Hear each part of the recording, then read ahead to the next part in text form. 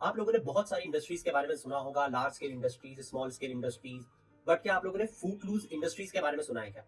ये वो इंडस्ट्रीज होती हैं which don't need particular location to operate, जिन्हें अपने फंक्शंस परफॉर्म करने के लिए कोई स्पेशल लोकेशन की जरूरत नहीं होती। जैसे एग्जांपल के तौर पे अगर हम समझें कि अगर आयरन स्टील इंडस्ट्रीज आपको डालनी है, तो आप कहाँ पे डालोगे? जहाँ पे रॉ मटेरियल अवेलेबल है, जहाँ पे इलेक्ट्रिसिटी अवेलेबल है, जहाँ पे पानी अवेलेबल है।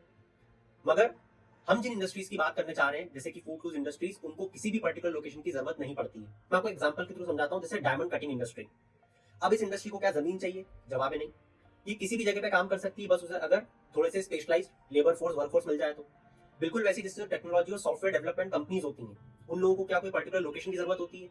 बिल्कुल नहीं। उनका जो प्रोडक्ट होता है उसके लिए उन्हें सिर्फ इंटरनेट या कुछ ऐसी टेक्नोलॉजी की जरूरत होती है, जैसे कि जिससे कंप्यूटर चल जाए, जैसे कि बिजली अवेलेबल हो, बस ये चीज है। जैसे कि फाइनेंस एंड बैंकिंग, बहुत सारी इन्वेस्टमेंट फर्म्स होती हैं, उनका काम भी टेक्नोलॉजी, मतलब उनको सिर्फ बिजली मिल जाए तो उनका काम चल जाता है।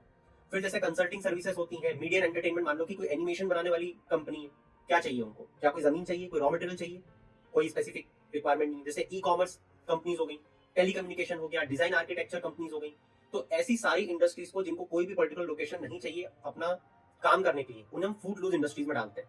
साथ ही एक और बहुत खास बात है इन फूड क्लोज इंडस्ट्रीज की, कि इनका जो फिक्स्ड कॉस्ट होती है वो कांस्टेंट रहती है, डिस्पाइट कि वो कहां पे लोकेटेड है। और इसी कारण से ये कंपनी जो प्रोडक्ट बनाती है उसकी कॉस्ट भी कांस्टेंट होती है, इररिस्पेक्टिव कि वो प्रोडक्ट कहां पे असेंबल हुआ है। और इसीलिए कहा जाता है कि ये इंडस्ट्री ज्यादातर निर्भर करती है लीन प्रोडक्शन मॉडल पे, मतलब कि फ्लेक्सिबिलिटी और एजाइलिटी पे ज्यादा फोकस करती है रादर देन मास प्रोडक्शन।